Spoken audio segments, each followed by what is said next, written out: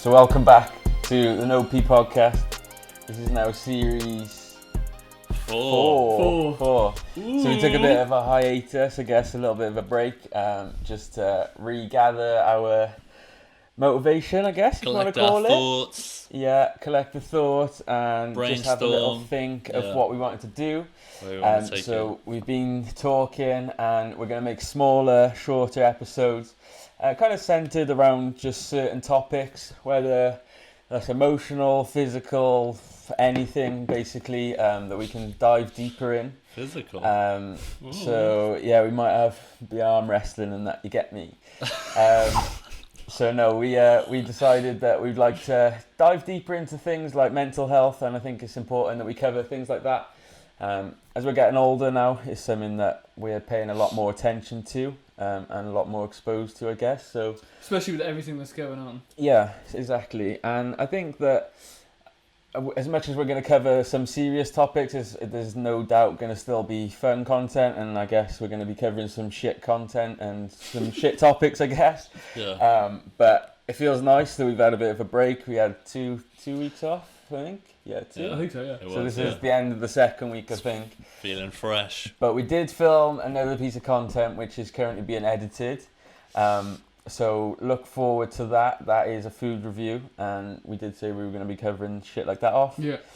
So First one was fun, so likely to do more. So much fun. Much fun. But I think we kind of wanted to break down things in topics, and dive deeper in it, so we can kind of, rather than just giving a weekly update on news. Yeah. I think we've covered as much as we can, and we might even go back to that. Who knows? But yeah, I think it's good that we're kind of taking that shift away from it, making things shorter, a bit more snappy, and a deeper dive into our brains, I guess. I suppose so. So I think that leads us into the first topic we wanted to cover off this week was experiences and pressures that we're facing now as growing men.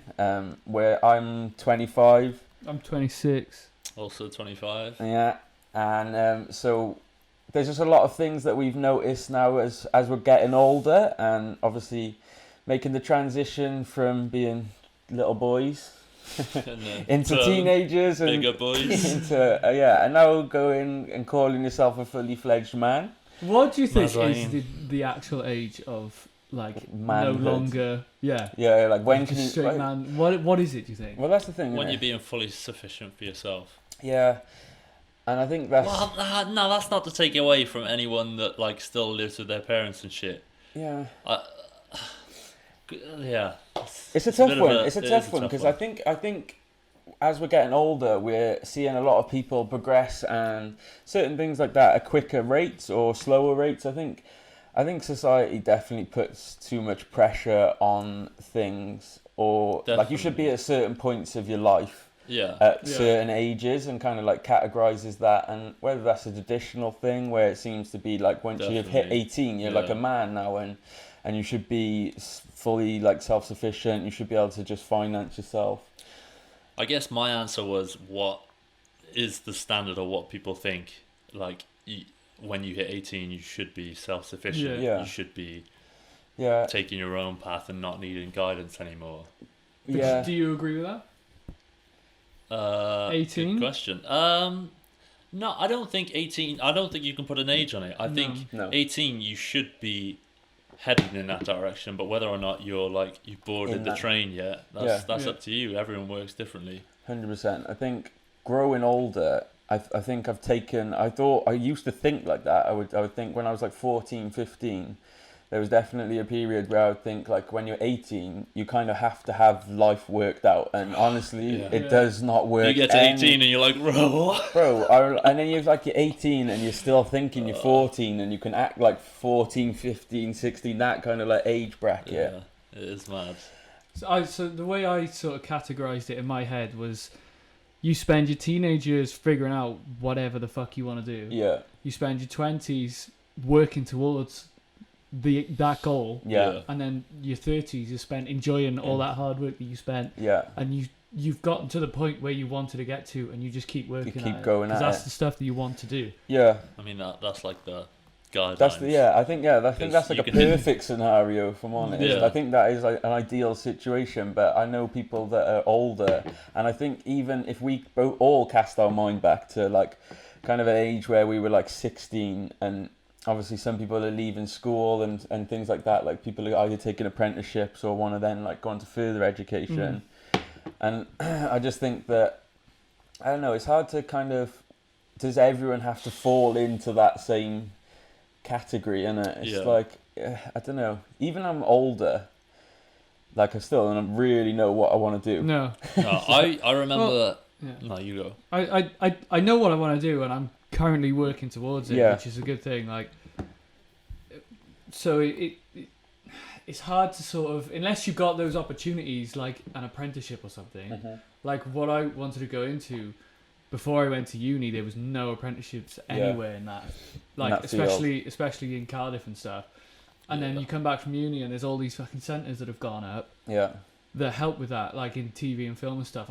There's so many more courses, apprenticeships, and it seems like the people who get on those apprenticeships, you're working, you're earning money, but you're also getting the experience, and they just seem like such a good option. Yeah, 100%. Yeah, there is benefit definitely in doing apprenticeships and things like that. But I think like you can, so I guess I kind of like maybe just drag it back a bit. So like when we were growing up, like when you're a kid, when you're like a young boy, like, and I'm speaking as like a broader term, but I think as like a young boy, everyone just you don't really care about, you don't really have that external pressure put on you as much. Like all you do realistically is play football or just out with people, and it's more just like the social aspect before anything. Like I think that's where you kind of experience your first pressures, is trying to find a fit in with like friends, find friends, 100%. And then you kind of transition then into like a teenager when you start high school, and then the same again, you still have that external pressure of trying to fit in and find friends again, because that's a daunting task for a lot of young people. Like but then you're also expected to, like, it just seemed like once you get to high school, you're just expected to be like, right, you need to figure out what you need to go into and then start doing that while you're in school. 100%. Like working at it when you're in school, and it's like, well, fucking, I haven't got a clue. I don't have a clue. I just want to go out with the mans, play football. Literally. So then you start hitting an age of, like, I know there's a lot of ages where you can start, but then like when you start doing like having puberty and stuff like that, and you hit, I don't know, what is the expected age, like 14, 15? Well, start. It's different for girls. Like man, you had a beard when you were like fucking 10, so I don't think you come in this category. I came out the womb with a beard. I remember in primary school, someone was like, "Oh, you got pubes," and everyone was like, "Yeah," and one showed his pubes, and I was there like, he's actually got hair. I was like, that mine don't look like that, fam. So I just stayed silent, like, nah, I ain't getting involved in this. Just imagine, like, you know, baby hair. It was like a slap in the face. It was like, yo, what is this, bro? 100%. Yeah, but it's got what are pubes? Well, he's got millions. I've got millions. But then people, like, it is though, isn't it? Because like people start going through it earlier, and then when people start getting like the mustache, like when people start getting mustaches, like I know you're just gonna be excluded from this whole part. you just I don't remember growing pubes. I just remember having pubes. That's the thing, bro. I don't remember when leg hairs actually became fucking bushes. Like, now, do you know the one part? You got some hairy legs. You have, to be fair. Now the Adam's apple as well. Can you ever remember when people were like, "Oh shit, your Adam's apple's coming out"? Pop out. Like? I don't know. I don't know the science behind it, but there was one point I remember, and everyone's like, "Oh, your Adam's apple's growing." I'm like, "Bro," and then everyone's like, "Oh yeah," because I remember Frank Lampard had a naughty one, and everyone wanted the Frank Lampard Adam's apple. I don't think I've ever heard that anyone wanted a Frank 100%. Lampard Adam's apple. I heard that from me as well. But yeah, you start going through those pressures then, and as then you're like, say 15, no, maybe earlier. It's got to be earlier, right? I can't remember these like points in life realistically. I just remember kind of what I felt, and it was kind of then when you start having like pee and stuff, and then like if anyone's like showering and like in the boxes and that, and everyone stood there like, right, am I hiding, or do I want to get caught hiding, or am I just gonna go free willy like?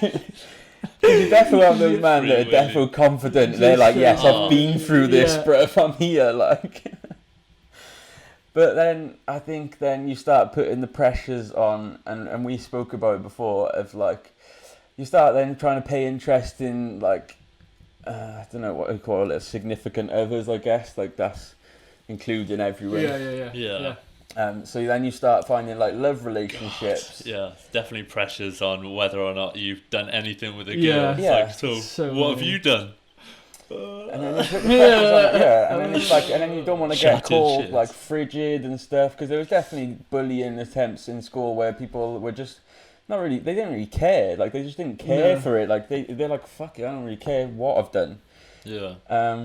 And they just get branded as like frigid and stuff. And then I swear there was new words for it, like every week. It was like square, circle, circle, just every shape you can name. Be there or be square. Now? Yeah, I don't know. Fuck off. God knows. And then you start trying to think like, do I need to get like a partner? And then there was always that couple in school that had got together in like year 7 and were there all the way through. Like mad commitment. But then it's like, is that realistically? Did that have any benefit? Like. Granted, there's people, and if I think, right, like, I know this is a bit off topic, but like, when I speak to like my parents and stuff, or like older people, their parents have either met when they were like 13, 14, and they've been together forever. Yeah, for a long time. There's a lot of that around here, I swear. I swear there's a lot of that. Around 100%. Like, it might be like a location thing, maybe, but I know a lot of parents that have been together from such an early age. And I don't know whether that's kind of something that's like fizzling out now. I think it's a generational thing. Yeah. I think it's what their parents would have grown up with and what was just the fucking tradition. Yeah. And it's phasing out more and more now. It probably would have been phasing out when like your parents or whoever were referring to in this situation. But they still went along with what they thought was the norm. Whereas the norm is definitely how do you fit into society? And I guess now we're getting older, and like, so, like if I think basically like about my parents, like they were married pretty much when they were 24, I think, and or maybe earlier, or they were having me. I don't know. Basically, like it's a generational thing. It seems like they progressed a lot faster. How many years older is your sister? 4. So they were married early. I think they might have married in like. I think they might have had my sister when they were like 20. I don't know, I could really butcher this, and I don't really know if I want to cover it. So for me, I don't see marriage like in the near future. No, not like near future. Like I don't know why. I just don't. Like I want to focus on myself. Yeah, and then but it's like why shouldn't I be selfish? Like I want to do the stuff I want to do. Well, yeah. If you aren't happy going into it, it's just going to end. Badly, yeah. And I think I remember seeing a statistic, right, and it was 60%, 60 or 70% of marriages in the last 5 years end within the I think it was in the last 3 years the thing was. In the last 60% last 3 years. No, I know. I know what it is. But it was the statistic I seen the other day was it's like 60% of marriages in the last like 3 years end within the first 5, and it's like, would I really want to spend? Weddings are not cheap. No. Weddings are not a cheap thing. Like, especially if you want to include as many people as you want, realistically, without like trimming down a guest list. Yeah. Is it really worth it if you're gonna have those doubts, or do people feel the pressure, I guess, of rushing into things when they're really not that sure, and they're kind of just doing it as the expectation is like, all right, I'm at the age now where I'm like 26, 27, where I feel like I need to get married, so okay, let's do it. 5 years down the line, it's like the pressure of, so I need a stable job, start a family, get married. It's like that's it. That's the cycle. That proves that you're becoming an adult if you're on your way to that. And everyone thinks that when you hit 18, you need to become an adult. Working towards that stable job. So people are like, fuck, I'm 22. That's 4 years, and I ain't an adult still. And they put pressure on it, 100%. I think, like for a man now, I don't know if it just differs with gender as well, because I feel like girls, and I don't know if like, because a man kind of has like a reproduction, well, pretty much like I think they can just reproduce for the whole life, isn't it? Realistically, I think your sperm gets weaker, yeah. And I do think that's why girls have such like a set in stone kind of like timeline where they kind of like feel like they need to get things done by, because they do have obviously that body issue sometimes where like their reproduction system slows down and it's less likely things can happen. Yeah, in that sense, I understand. Well, this also ties into why girls like to date older guys, because older guys are more likely to be settled and prepared to take that step. Yeah, that's very true. Girls need to take the step earlier than guys. It's just the way it is. Yeah, that is very true. Sad. It's not only like social pressures, but it's actual like physical things. Yeah, no, 100%. And I don't think we can ever, like, I'd like to actually speak to like an actual girl about it, like, and kind of include their side of it, because I guess saying it as a man, we only know so much by having girlfriends and friends, I guess, that we can talk to about it. Like, it does seem like a lot of the people that we've gone to school with have kids now. Yeah, I mean, that's what I mean, like, is by people progressing at certain stages, like, I don't feel ready yet.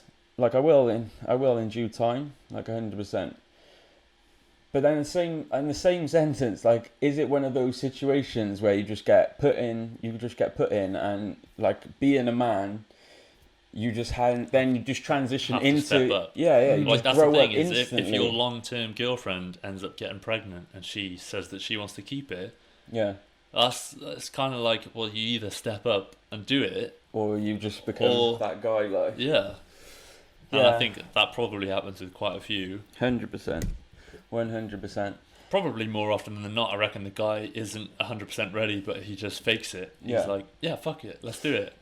And then he's there in bed thinking like, holy fuck, stressed. He got a kid. Yeah. But it's one of those things, isn't it? It's like one of the it's like that external pressure then of him worrying that he's not going to be a good enough dad.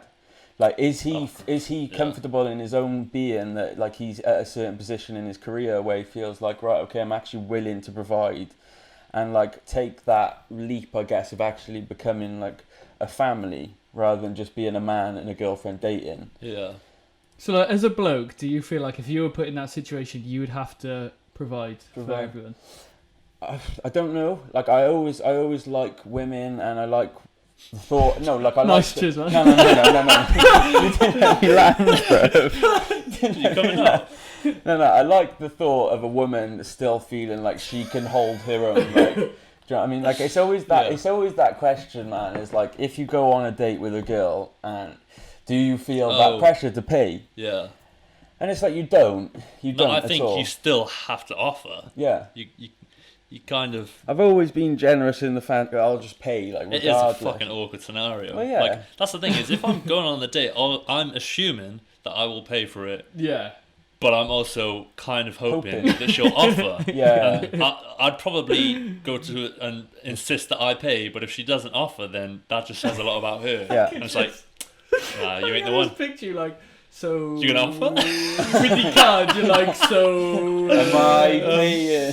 So I'm gonna pay, right? Yeah? Am I paying? So there's the price. There's the price. Am I... Do you want to look at the receipt? Am I doing all of it? Or... Ooh, that brownie was expensive. Yeah, and she's just there yamming 2 meals. Imagine that. Yeah. But yeah, no, there is that pressure, and like you were saying, what did you say? You said do I feel the pressure that I would have to provide? Yeah. I think I would, in a sense of, it's more just like security, I guess. Like, if I don't feel safe in myself, like have my finances straight, how can I expect to provide and like reassure the family that we'll be okay? Do you know what I mean? Even if they don't rely on you, it's just you need that safety net that, say, if something fucks up, like she loses a job or something like that can you hold it down? Yeah, and I think now, like we were saying, like now a lot of us have like experienced like living independently. There's just a lot of things that you didn't even factor in as a kid, and you weren't. Realistically, I don't think I was taught like I've seen the pressures of like making sure you've got enough money to pay bills and stuff, like by family or just friends and stuff. Or like when you start getting like your own bills, like phone contracts, gym memberships, and you're like, fuck, I've got enough to cover it. But I think when you start moving out and you start experience like independent living, everything just accelerates a lot faster than I thought it would be. Yeah. And it's even just little things around the house, like things like we were saying about like the car, like if your car breaks, realistically, I'm still belling someone that I know has an idea. Yeah, no, so I actually had an incident, I can't remember, it was something to do with the car's brakes. Yeah. And my dad was like, oh, yeah, it's probably, have you checked your brake fluid? And I was like, well, no, I didn't even know a car had brake fluid. I thought it just had brakes. Brakes and a clamp. Well, no. Why does a pedal bike not have brake fluid then? Like, how am I supposed to know these things? Yeah. Do you know what I mean? Yeah. Just like stuff like that. Like, am I supposed to know this stuff? And I think that's a fair question. Like, am I? Like, who like, really... I don't know how to do a fucking oil change. No, but then you have some friends that have been interested in cars all their life, and they'll grow up to either be a mechanic or they just have a valid interest in cars, and they'll be like, well, that's the stupidest question I've ever heard. But then it's at like, the same that's time... part of the basics. It's like your car died the other day. Yeah. And you were like, I've never had to jumpstart a car. I've never had to jumpstart a car. Like, is that the only way that we're supposed to learn? Is like the hard way? Just doing it. I'm dreading the day I get a flat tyre in the middle of nowhere and I've got to change the tyre. Bro, I'm dreading the day I buy a house and I notice a crack in it. Fuck do I do then? What? Yeah, love, we're in bed. The house is going to fall down in 3 days. Goes to drill a shelf on the wall. I can just picture the drill, I guess, flying everywhere. The drill just goes straight through. Oh, love, we're outside. We've got a window. Got an extension. But no, there's definitely been times like around the house and stuff where, like, I've just not had a clue. No, like there's been issues and I'm like, well, what do I do now? They look at you like, what do we do? You're like, I don't fucking know. Not a clue. How would I know? It must be the only way you learn these things is to do it. Is you get put in that position where you're like, fuck, I have no idea what I'm supposed to do. Yeah. And I think now we're in a very entitled position because we have things like YouTube. Yeah. And like resources where we can learn within like a couple of minutes of how to do things. Tutorial for almost everything. Every single thing. And if I just cast my mind back to like how would parents or older people, it would only be a case of like their parents doing it or like someone they knew. Yeah. But yeah, definitely. Well, that's the thing is, even when I've done something, I sometimes forget and I need like reminding of what is actually the right. Is this right? Technique or method of doing this. Yeah. Like when I was putting the cables on, I've done it like 3-4 times and I still was like, oh fuck it, just Google to make sure. Yeah. Well, I'm Googling. I was stood there Googling, is this safe to do in the rain? Because I thought, what happens if you do it? Because I was always taught that electricity and water ends badly, mate. But apparently it doesn't. No matter like Hollywood films where you see where the guy gets electrocuted or something. Fucking cars, just 2 cars blowing up in the car park. Fuck. But yeah, I think now, being the age we're at, I think we're kind of going into that period now, innit? It's like, when do you... Like, I still feel 18 sometimes. I don't know about you. Like, I still feel the same age, like, within myself. Like, I've learned things. Fucking hell, bro, yeah. I've learned things and experienced things, but realistically, I don't feel much older than I did a couple of years ago. I keep getting older somehow. I don't know how. I keep getting older. But like, I think I genuinely like don't feel it. I don't feel old. I've shut off from getting older. The years mentally. between now and 18, they felt like they've gone so fucking quick. Fast. And I feel like one of the things that is the reason for that is that we don't have like each year someone being like, all right, you're in year 11 now, you're in year 13 someone now. dictating it to you, like I was working a restaurant job for fucking 3 years, and that felt like I'd been there for a year and a half. And only when I realised how old I was like, what the fuck am I doing? And that's one thing. Like I'm still here, and the time is flying, bro. What the fuck am I doing? And we spoke about this before. It's like just the jobs that you get when you're like going from that period where you're like in school, you're starting to get a little bit older now. I think 17, you get that. What's that card called? Like you get your national insurance card, and that was it, wasn't it? That was all you needed. That's what you had to wait for before you could start getting a job. And then everyone started getting that, and all you would do is just find like the most like mediocre, shittest job that just accepted your CV. Retail. Well, no one accepts anyone unless you got experience. It's like, how am I getting experience? Yeah, it's like the most bog standard, like everyday job, of like just like in the shit. Like job that you need nothing for. Yeah. Like, oh sorry, we need experience. Yeah, it's like back then I'd be like, I'll work here for free for 7 days, and then you can hire me if I'm good enough.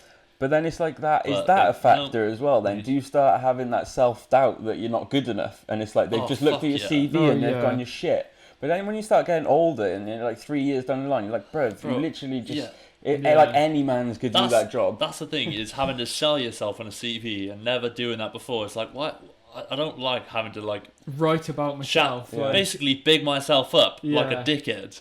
It's like, I've never had to do this before, and I don't like it. It's literally a case of like faking it until you can start working. And then you just slowly I'm hella confident. I'm the most mathematical. I can't even string a sentence together right now. That's how shit I am. But I ain't shit, I say. But then all you're going to be doing is fucking folding clothes and hanging them out, like in retail. Like, do you know what I mean? Like, what you need... Them retail jobs, man. Oh, but I don't mock anyone that does it. Like, honestly, just get your bread, do what you want. But I think more of just like the customer service kind of roles that you do in retail, it's daunting at the start. Like, I'm not gonna lie. Those first couple of days when you look like you're like, right, I'm actually working. Like, this is me, bruv. I'm in JD, I'm doing this. The big man. And then when you get that first like pay slip, woo! Do you know what? I remember finding my old pay slip before for, I think I was working in JD, and I think it was for £30. You felt big. Was it monthly? It was weekly. It was weekly, but I think I was doing like 7 hours or something like that. It was the worst thing I've ever seen, and I remember finding it when I first got then like a full-time job.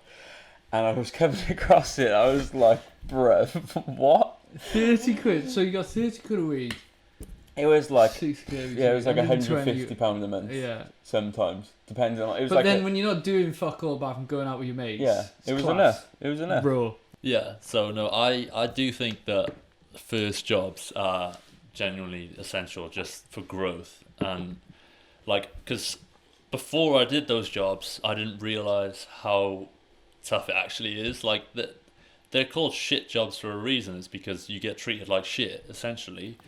Yeah. Especially at the beginning, like when you get really good at the job, people probably give you a lot of respect, and you probably go higher up if the business lets you. Yeah. But like, I appreciate working in those kinds of jobs like retail and hospitality, because it just taught me so much. And like 100%. Now whenever I go out, I respect the people that have served me so much more, and I'm just grateful for that understanding. 100%. Yeah, you definitely get a respect for those people in those types of jobs, and like it's especially those people that have worked on phones, like doing customer service on phones and stuff. Like I've never really done it, but I've known people that have done it, and they're always like, well, I've had a shit day because people are just telling me to off on the phone all day and that, and then it's like it just plays on their mind. Then when it's like, I'm just doing my job.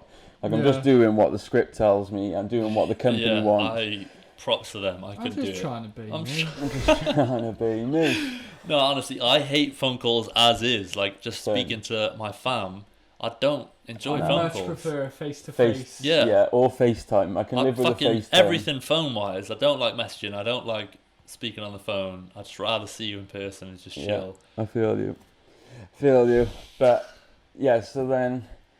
Like, I think then you move into like full-time work, and then you start committing those fucking 35 to 40 hours a week, sometimes more, man. As it becomes the replacement. It becomes your life. Yeah. It does become your life. I think most people probably go through depression at that point, because it's like, this ain't fun. No, it is. Well, you know, people go to uni and stuff as well. Yeah. You know, and there's a huge. It's like post-grad depression, because you've had such a good time. You're at you've gone that age now where you can go out and do fucking. You're living on your own. You're with like a bunch of mates. And then you go out and do whatever the fuck you want, and then that just completely ends. And you've got to actually work. Yeah. that's hard. Sucking that's very hard. They need a good transition period. Yeah, like an apprenticeship, you go from school and you go straight into work, but it's like you're learning on the job, so you sort of ease that transition. Whereas, but then at the same time, just to add on that quick as well, you're underpaid massively sometimes as an apprentice. Yeah.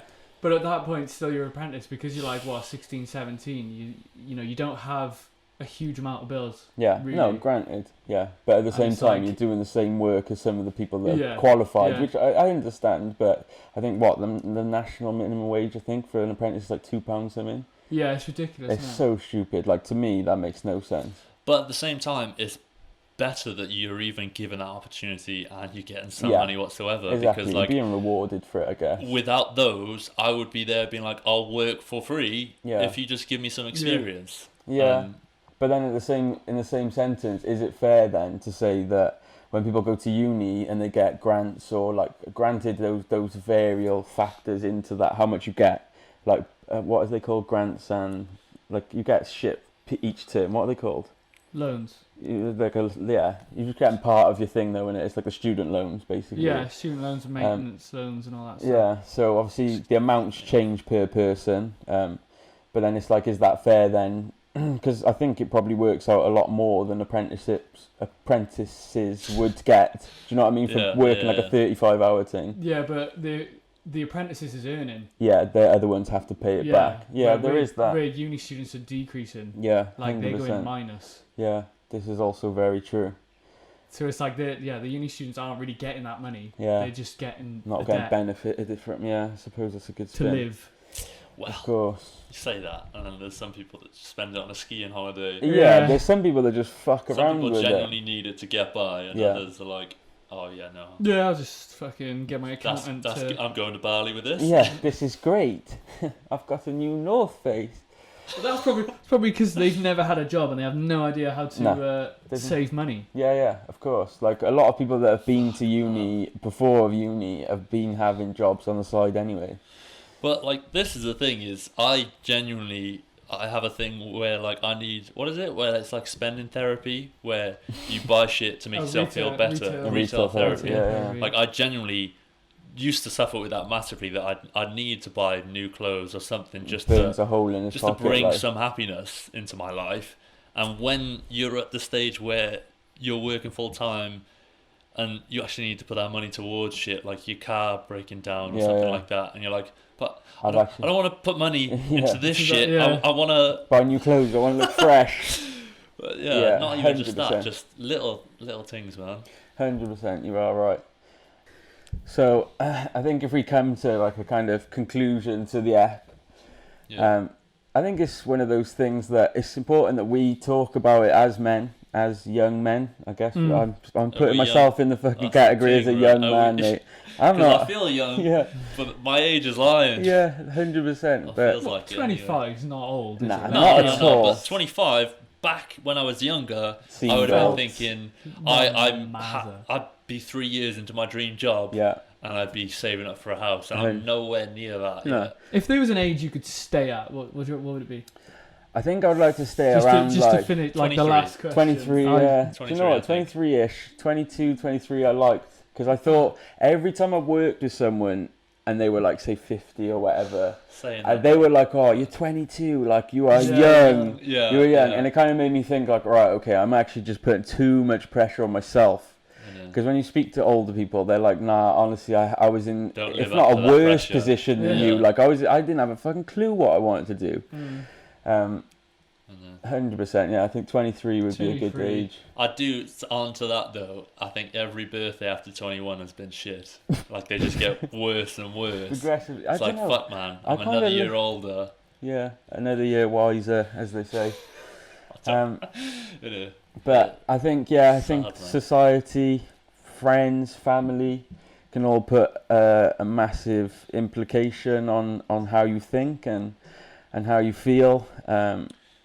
But I think it's important that we do talk about it, like even with your friends. Like it's definitely, if you are going through shit or you feel like I don't know, if you just don't know what to think. It's better to talk about it because like I've spent many hours fucking stressing that I'm not at the stage where I need to be. 100%. And like, I'd love to just talk to my younger self and be like, yo, chill. Don't stress about it. Like, obviously, work towards it, because the stress did make me work. Like, a lot of the time, if I had like an exam or something, I wouldn't revise until I was stressing that, fuck man, I really need to fucking revise. It's like, I've got 3 hours till I have to be up.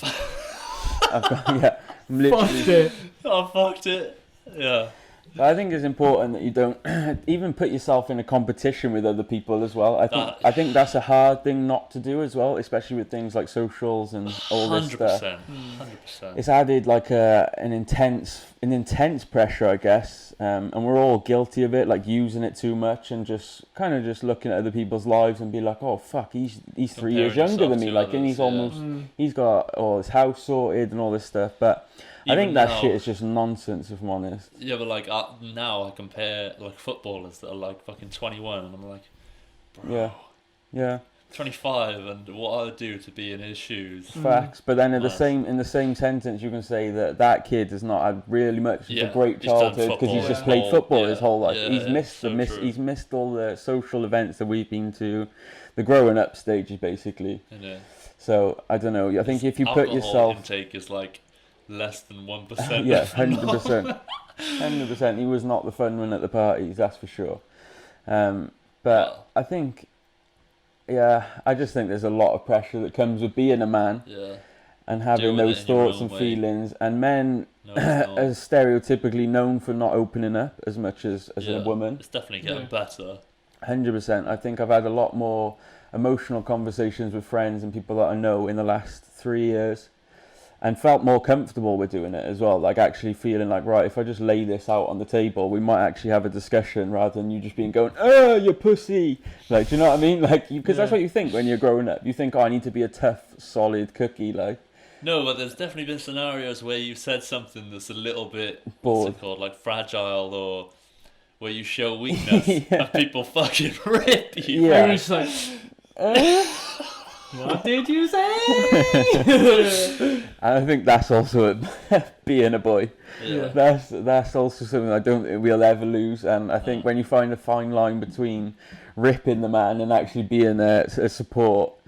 Like, you can do friendly banter as ripping and then give them the genuine advice, or... Like, if I knew you were actually down, I'm not going to go, you're a pussy, man up and that. But I laugh it off and then cry when you've left.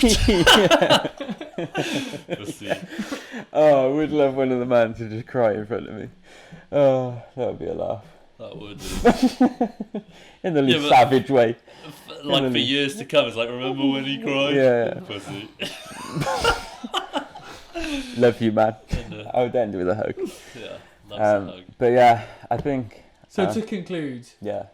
You don't put the pressure on yourself. You don't need to. There's plenty of time to figure shit out. Don't live up to the social pressures as well. I think that's something we've all kind of come to grips with, isn't it? It is that though, isn't it? It's just don't put it on yourself.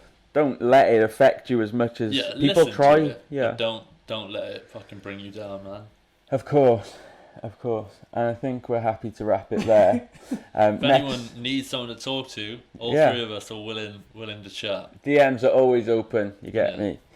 But I think next week we should switch it up, so we do one each, because we said of an episode, what would you do if you won the lottery? Oh yeah. Oh what? So that's what we're gonna do next week. I think that's a good. Sounds good to me. I think that's a good one. So we're wrapping it. I've been Tom. I've been Spud. I've been Connor.